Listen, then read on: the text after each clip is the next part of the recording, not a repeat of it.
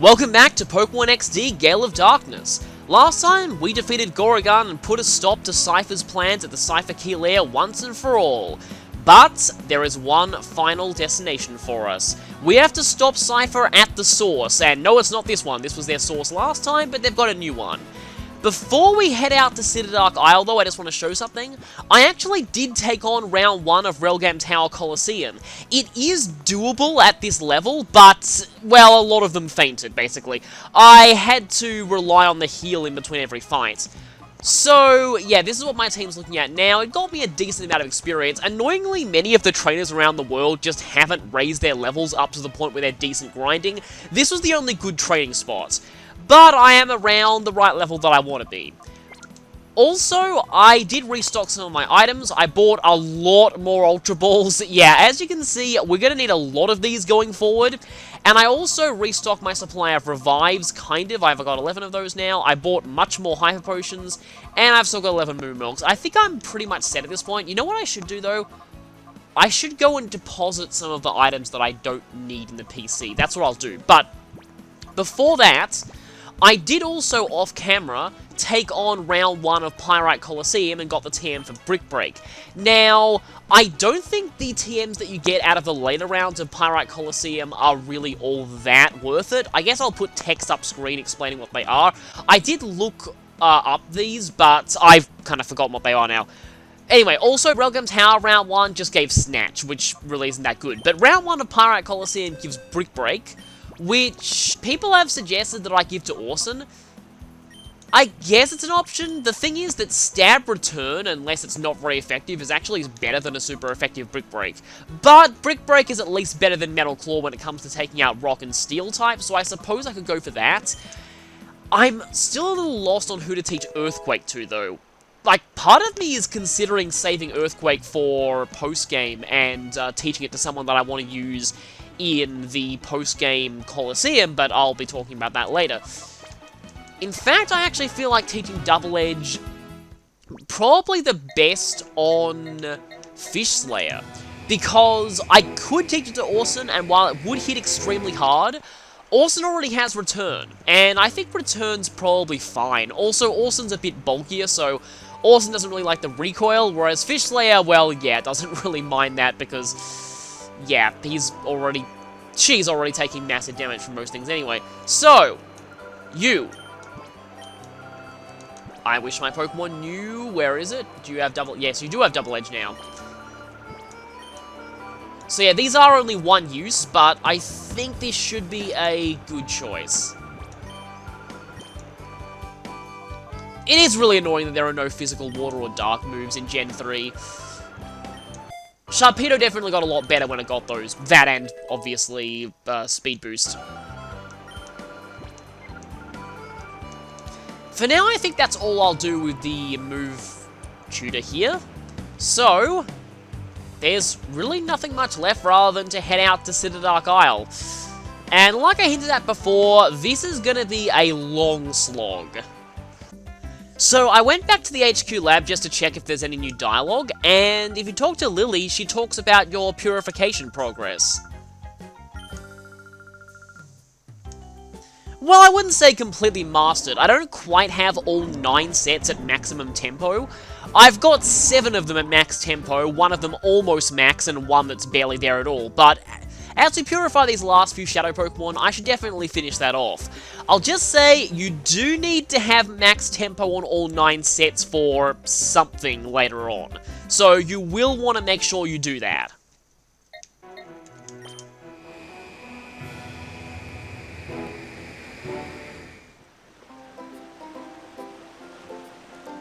So, I guess it's time to set out the maiden voyage of the Robo-Kyogre to Citadark Isle. Let's go.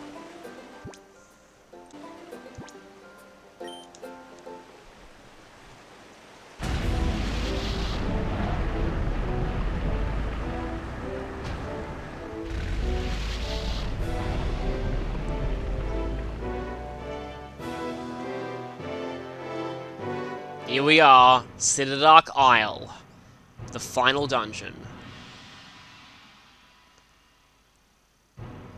You kind of expect the Imperial March to be playing here, but I guess this music is pretty fitting for that too. Here we go. Citadark Isle. And we're immediately stopped. Hi there! Yes, I wasn't invited, what of it?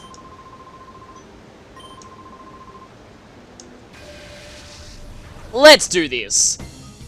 And this is gonna be pretty much a setup to how this place is gonna work. Also, the background there looks pretty dodgy. Our very first fight here, and, well, you'll see what it has, but yeah. So, let's take this guy's water types down. Hyper Cutter, that's not really going to be that helpful. I mean, it's not like Gardevoir really cares about its attack being lowered. Yeah, so here's one of those cases where, so Brick Break is super effective against that Crawdaunt, but super effective Brick Break is 150 power, and Return max power non-stab is like 103, so Stab Return is actually slightly stronger, so I'm actually just going to go for Return here. Of course, when Return is not very effective, Brick Break, if it's super effective, will be stronger, but other than that, yeah, so it is one of those traps that a lot of people fall for. Just thinking that a move that's super effective is automatically the best choice, it's something that, I was guilty of this myself, until I read the Smoggin article on slacking back in Gen 3, when they said that Brick Break wasn't actually a good option, because everything that Brick Break hits, Earthquake hits harder if it's super effective, and most things that... Yeah, most other things that you want to use Brick Break on, Return would do more to. Like, Return or Earthquake, basically. Though, it's not like I had much of a choice, because back then, I, well, only had one Earthquake TM per playthrough, and I think I used my Gen 3 one on Regirock. But yes, we have a Shadow Golduck here. And that Mantine is pretty much going to go down now. Okay, the one thing about getting rid of Metal Claw is that Brick Break is a bit stronger, and maybe I don't want that. There is a pretty good chance that I might knock this Golduck out, but I have saved recently, so if I get a critical or something, it's not really that much of a big deal. Well, other than being my first on-camera fail channel. I really shouldn't have said that, because now I've said it, it'll probably happen. Anyway. We're about to see why this is basically your intro to how this place is going to work. Also, rare footage of the Mantine with an actual Remoraid on it, because they dropped that from its sprite starting with Gen 4. Sableye, which is, you can probably tell, also a Shadow Pokemon. So, the very first trainer, in fact, the first thing that we're greeted with the moment that we even enter this place, has 2 Shadow Pokemon. So, that is pretty much the theme here. There are going to be a lot of Shadow Pokemon. In fact, I don't think there's a single trainer in here who has less than... Actually, no, wait. I think there is one who has 1 Shadow Pokemon. But most people here have at least 2. So, that's going to be kind of an issue. Also, Orson can't even hit that Sableye at all, so that's another issue. Sableye is Dark Ghost, so it has no weaknesses in this generation, but it also doesn't have much in the way of decent resistances either. Also, I was going to go for the Netball here. There aren't going to be many Bug-type Shadow Pokemon going forward, but there are a few Water types, so Netballs are still useful. In fact, here's a pretty significant Bug one coming up later, so I want to get more Netballs for that. 1, 2, 3. Golduck, get. Golduck is kind of a jack-of-all-trades Water type.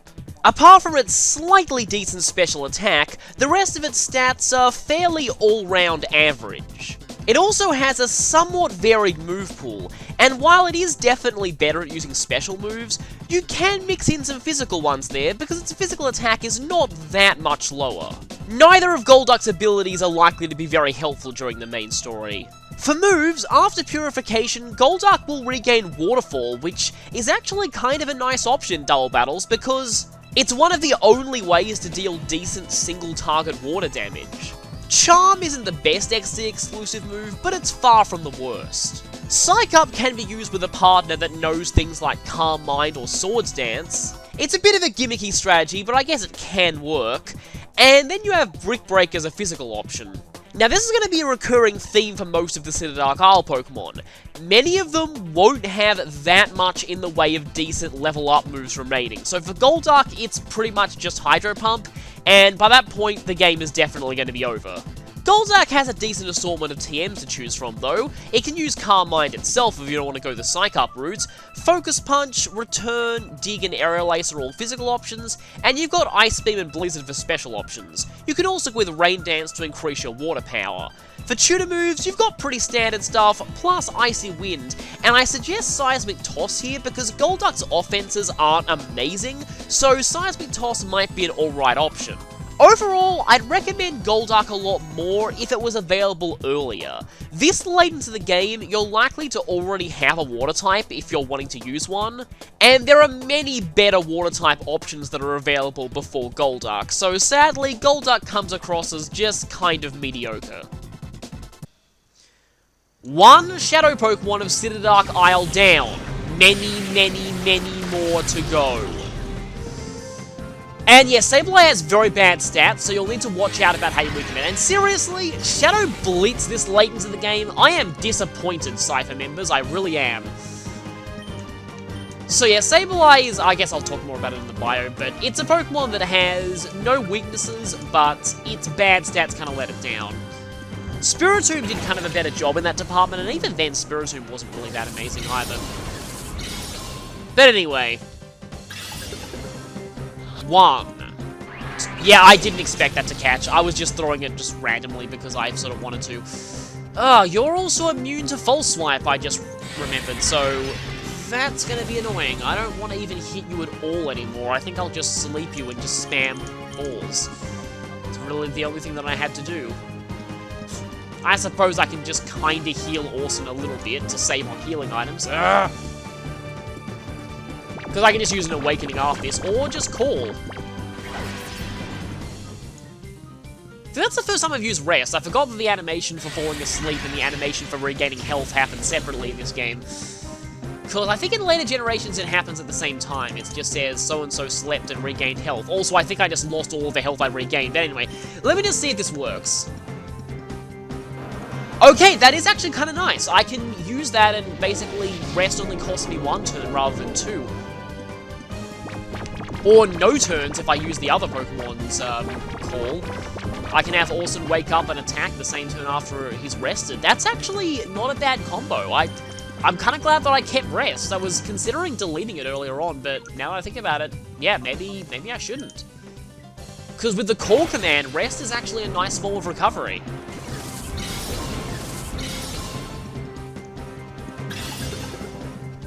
One, 2, 3. Sableye get. Sableye's typing giving it no weaknesses might sound good on paper, but it's really the only thing good about it. Sableye's stats are almost Delcatty levels of bad. So it's not like it's going to be using its typing to tank things anytime soon.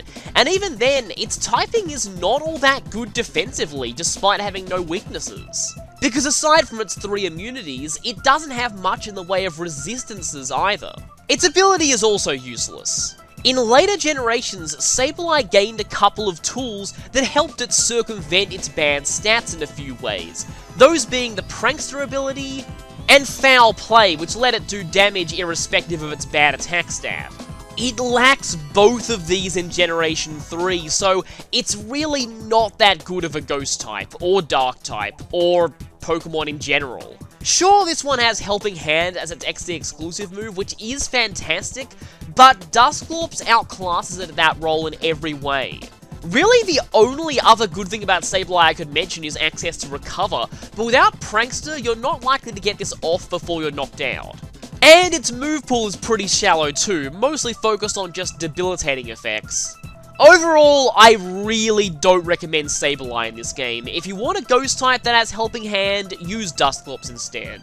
To add insult to injury, if you thought you could transfer this Sableye up to a generation where it's actually good and have Helping Hand for competitive battles, competitive Sableye in later generations pretty much require Prankster, and that's something that this Sableye will never have access to because it's a hidden ability. Our first batch of Pokemon for Citadark Isle. There will be many more. I still love the Sailor Defeat animation. And I've got the full 9 Shadow Pokemon in the Purify Chamber right now, by the way. So, yeah, that should tell you how many Shadow Pokemon I've got at this point. And he casually strolls off to report us to his superiors. At least we get an idea of where we should be going next. Also, if you go down here and talk to this guy, he will give you a battle CD. So I'm not going to do that just yet. I know for a fact that guy does have a battle CD. But anyway, we can stand next to lava and be totally fine. This will get even more ridiculous later in Citadark Isle. This elevator, obviously we can't use it. It won't open. It only opens for the big boss, basically. So, our only option is to go in here. And, yeah, we've both leveled up, so who will I use going forward? I think I'll go with Ricky here, because if I'm remembering right, we're going to be confronted by a trainer who uses normal types coming up soon. I really want to use Skahar more, but I just kind of like to keep my team's levels even, and she's a little bit ahead of everyone. So a healing machine right off the bat, that's nice, and a PC, in case you want to move any of the new Shadow Pokemon you catch in this area to your party. Which is kind of recommended, because there are a lot of very good Shadow Pokemon that you can catch in here. Okay, that door opens. And that door opens, so we've got 2 ways to go. Hello there, Ceiling Peon! But the first trainer in here who has Shadow Pokemon is actually not a Cypher Peon, weirdly enough. So I know that you don't have any. Masquerain and Dunsparce. Okay, that's going to intimidate me a bit, but I think I can make this work. Let's see. Well, I probably won't be trying out Double Edge anytime soon on Fish Slayer. Yep, off goes the Intimidate, and that means that I was about to say my Mark Punch is weaker, but yes, I didn't mention this before, Ricky learned Sky Uppercut in Railgame Tower, so I can try that out now. Unfortunately, I have been intimidated, so it might not be doing that much. Also, I keep thinking that Masquerain is like Water Flying or still Water Bug, but no, it is just Bug Flying, so Ice Beam is super effective. Nice first use of Sky Uppercut on camera, because I did actually use Sky Uppercut during Railgun Tower's Coliseum, so this isn't the first time I've used it, but this is the first time that I've used it on camera. That little damage to a Sharpedo, that should tell you how pathetic Dunsparce is, and I knew that would happen. I absolutely knew that would happen. Let's go for a Shoryuken! And I still find it weird that... Wait, no, Sword does learn Sky Uppercut, doesn't it? I'm not sure. Though I'm pretty sure that Lucario gets both Sky Uppercut and Aura Sphere, so it's probably the closest thing to a Ryu or Ken character in a Pokemon game. Uh-oh. Yeah, even Gust is going to do a lot to Ricky because of the quad weakness. Yeah, Ricky does not like flying types very much at all. Thankfully, there is a healing machine very close, so I can just run right back and heal from this fight. There's really nothing, like, no reason to not do that because the healing machine is so close. Spinder! Really? Okay, now unless that Roselia has Sludge... Also, I just realized that Roselia in its portrait attire is like a little bit weird. It looks like one of those weird, someone said something lewd meme images, and wow! Sky Uppercut is 85% accuracy, isn't it? Or is it like 90? Also, nice survival of the Spinder might finish you off. We'll see how this goes. It's going to be not very effective against either, but it hit the one that I didn't want it to hit. Oh, well, that's probably fine. Now, while I'm here, let me just check something. Sky Uppercut's accuracy. 90! And I missed with it twice in one battle! Really? Really, game? You're really doing this to me? You're really doing this to me this early in the Citadark Isle? I forgot there was 90. I thought it was 85 or 80. But anyway, that does it. I am angry now. Guess I could say Ricky is angry. Yeah, I've been playing Xenoblade Chronicles 2 lately, and okay.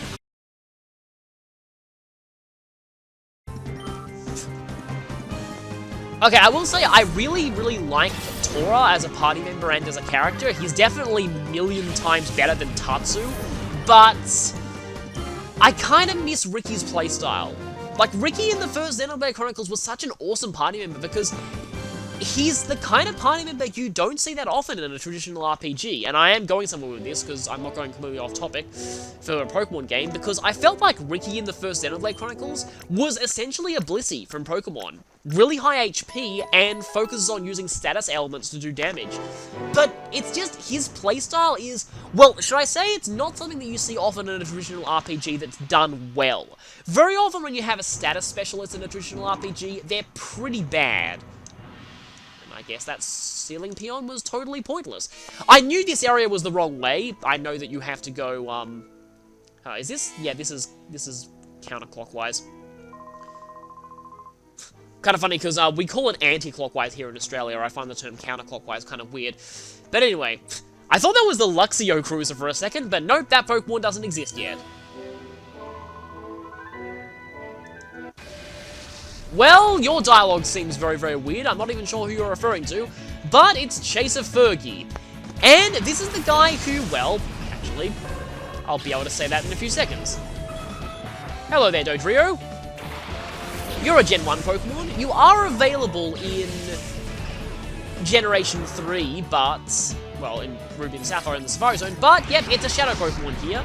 Remember I said all the way back that we'd be getting a better normal flying type eventually? Yeah, this is that better normal flying type. However, I kind of want that Zazu to be gone now. Also, I was wrong. I thought that these people used the Cypher Peon theme, but no, they actually still use the normal trainer theme. So yeah, I was wrong when I said that it would be one of the last times that we'd hear this music when I was battling a random trainer before. Well, actually not a random trainer, it was Chobin. So yeah, we're actually going to be seeing a few trainers in here that aren't Cypher members, and I have a theory about their origins. I feel like that maybe Cypher actually recruited some of the members of the SS Libra, like some of the people who were either cruising on the ship or were part of the crew. Like, I feel like that maybe, like, at least a few of them would have still been on the ship when it was carried, and maybe some of them were still in the wreckage when it crashed, and Cypher went looking for the Shadow Pokemon. So yeah, I find that kind of an interesting idea. That's just kind of my headcanon, that some of these people, Cypher found them in the wreckage and was like, hey, want to join up? Or kidnapped them and forced them to join up. Whiscash. Whiscash is, I guess, its stats are kind of mediocre all round, but it does have some decent moves. There are just so many water ground types that feel very, very similar to me. Whiscash, Gastrodon, I guess Swampert too in some ways. By the way, this is also a Shadow Pokemon, so yeah, 2 Shadow Pokemon per trainer is the name of the game here. That's kind of lucky, because Dodrio hits pretty hard. I'm going to go for... No, I'm going to go for another Stun Spore on you, and then I feel like Water Pulse is not going to kill even with a critical. Shadow Down! I think this is the first time we're seeing this move. There are very few Shadow Pokemon that have this. This is actually really dangerous in combination with moves like Shadow Rush and Shadow Blitz, because it sharply lowers the defense of both opposing Pokemon. So, yeah, this is going to be an issue. I probably need to switch these two out. Yeah, that's fine. I'd be safe if... Okay, good, I didn't miss the Stun Spore, so I'm actually safe to do a double switch out here. I was going to say, oh hey, I'll switch to Scarha because they're normal types and it'll be immune to them, but no, because they have Shadow moves only. But, yeah, I'm going to go ahead and...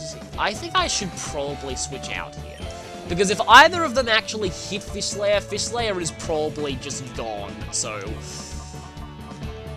I'll switch to Leviatine, even though Leviatine has pretty bad physical defense, and, you know what? At the moment, I'll just keep Ricky...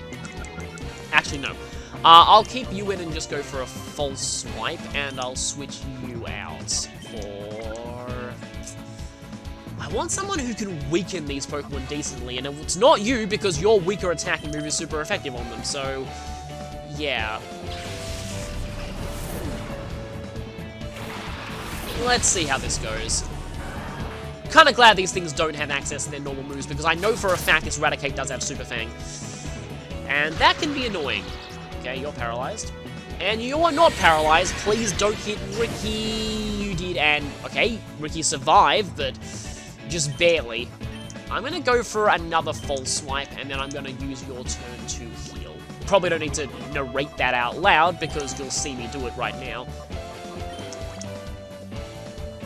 So that's probably something that I should get better about going forward in this playthrough. Sometimes I can just narrate things that are already currently happening, and I feel like that's kind of redundant commentary, so maybe I'll just do what I plan to do for the turn, and then maybe, I don't know, save my commentary for talking about other more relevant stuff. I'm not sure. I'll just think about that going forward. Now, I'm definitely going to be trying to catch that... Ow! Yeah, I told you that Leviton had bad defense. I know that I've been hit by Shadow Down, but still. Gonna go for a false swipe on you. I'm pretty sure that as an early game Pokemon, Raticate is pretty easy to catch, so... And yeah, I am not worrying about using my Ultra Balls here because it's the final area, you know. Really shouldn't be using anything less. 1, 2, 3. Dodrio gets. Before Staraptor existed, Dodrio was hands down the best normal flying type in the game. So I guess Gen 3 is one of your last chances to use Dodrio when it was still king, so go ahead if you like it. You already have access to 2 normal flying type Shadow Pokemon before Dodrio though, Spearow and Pidgeotto. In terms of raw stats and moves, Dodrio blows both of them away. But it's only available here at the start of the final dungeon. So you really have to ask yourself whether waiting for it is worth it when you could have been using Fearow for a lot longer. For abilities, Early Bird is definitely preferred, but even it's not going to be that useful. One of the main strengths of this Dodrio is that its starting moveset is pretty much what you want to keep right until the end of the game. You want to purify it quickly though, because seriously, why does Shadow Blitz still exist this late into the game? But on Purification, you got Drill Peck, Baton Pass, Agility, Tri-Attack. Really, there's not much that you want to think about changing here. Baton Pass is a fantastic XD exclusive move that even makes this Dodrio decent in competitive play, and Drill Peck and Tri-Attack are the 2 best stab moves you could really hope for, as you're probably not going to reach max power on return before the game is over. If you want a few other options though, you could go with Taunt. I'm listing this because Dodrio is one of the faster Pokemon that learns this, which can be pretty nice. Facade if you feel like you're going to get status, Steel Wing for rock types, though it's still not a very good method of handling them, and Double Edge and Sky Attack are there if you want more powerful stab options, though Sky Attack has some major downsides. Overall, Dodrio is definitely a great Pokemon, but it's available quite late into the game, so the Shadow Spearow earlier, even though it's weaker, might end up being more useful. Of course, if you're so inclined, you could always use the Fearow for most of the game and then switch to the Dodrio at this point. That's always an option. And hopefully we will Raticate get very soon. And Raticate's face is just kind of looking, I don't know, it kind of looks like it's all one solid object and doesn't really, like, move very much, if what I'm saying makes sense, and it probably doesn't. Maybe I should just try throwing another Pokemon now. There's a healing machine right there in case anyone faints. Oh, I just realized Raticate can potentially have Guts, so I might have just increased its attack power. Raticate's one of those Pokemon that I keep forgetting has Guts. I mean, like, Pokemon like Swellow I know have Guts, Conkeldurr I know has Guts, Raticate, not so much. 1, 2, 3...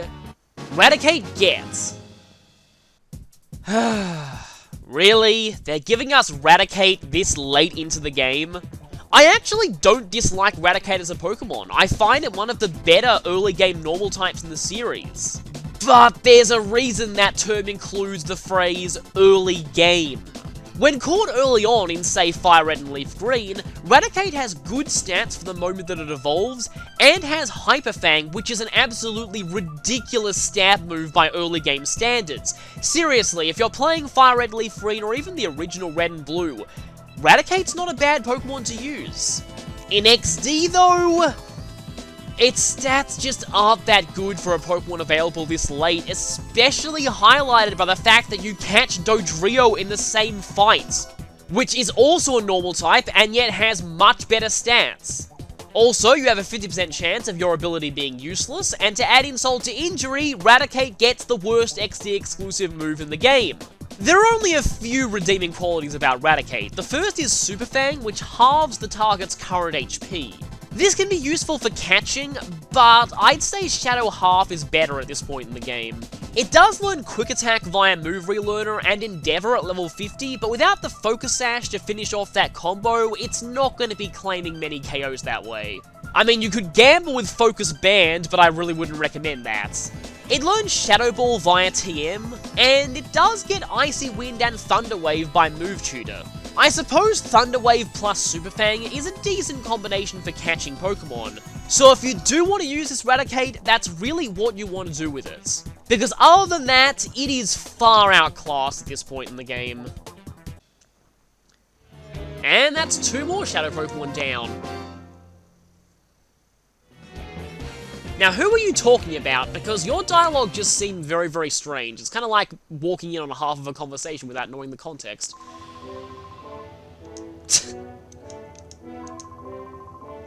Well, we're not going to get any more context, so... He seems to like racing. He was talking about someone on the Luxio Cruiser. Not the Luxio Cruiser, Luxo Cruiser. Have to stop doing that. Which is probably Mr. Verich / Greevil. Okay, who am I going to be using? I guess I should use people who need more experience, which, funnily enough, is Lyra at this point. Actually, that's because Lyra fainted a lot in the Tower Coliseum. Normally, Lyra's kind of over-leveled. As you can see, there's another non-Cypher trainer up there. But on this floor, there aren't any more Shadow Pokemon apart from the boss. These rooms are kind of interesting because the moment that you go into them, you get automatically challenged. Well, this guy is at least crew of the Luxo Cruiser. You have a choice here? What happens if you say no?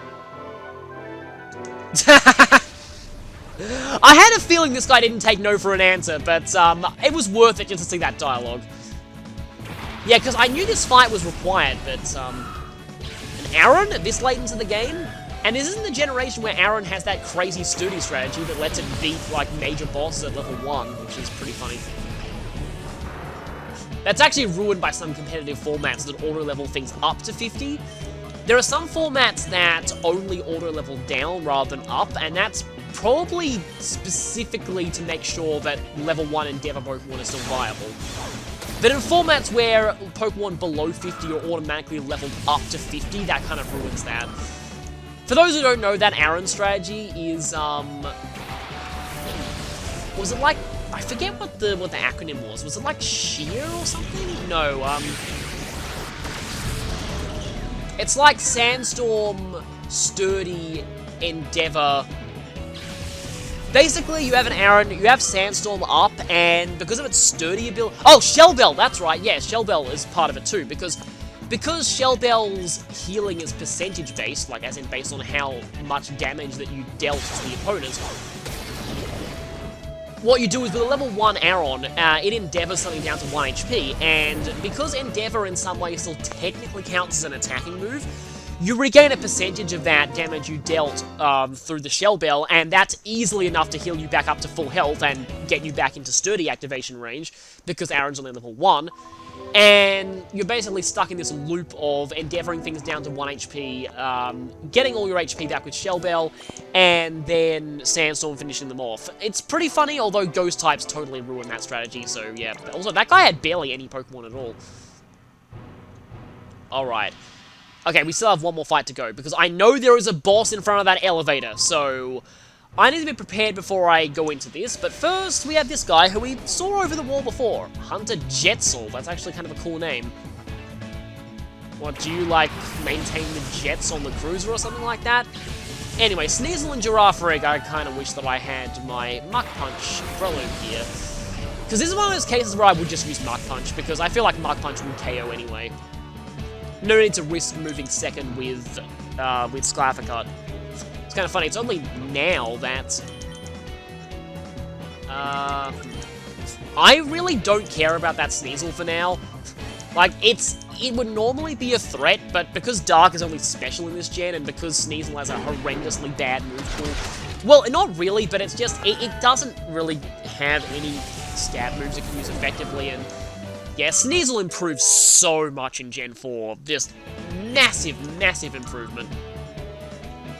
So for those who are used to how good Weavile is in later generations, it's kind of jarring going back to Sneasel here and seeing just how kind of bad it is.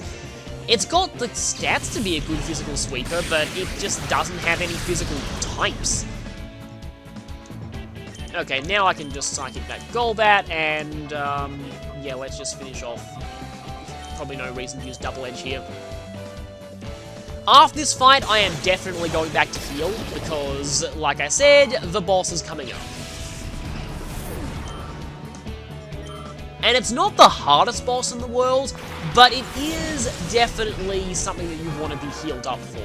Plus, as is the norm with bosses, and at this point in the game, it has 2 Shadow Pokemon, so you want to be ready to catch them. So yeah, that makes 6 Shadow Pokemon in this one area alone. I should mention that Citadark Isle is quite clearly divided into a few, like, areas. So this is the first area, and after this we'll be going to, well, the second area, but yeah, I'll be describing them once I get to them. But this is the, I'm not really sure what I call this, like, I guess the warehouse area? It actually looks kind of like a warehouse, just with all those big crates for storage. In fact, this probably is their sort of storage / warehouse space. But yeah, I'll just call this the warehouse area. After this, we'll be entering what I like to call the turbine area, but you can look forward to seeing that next time.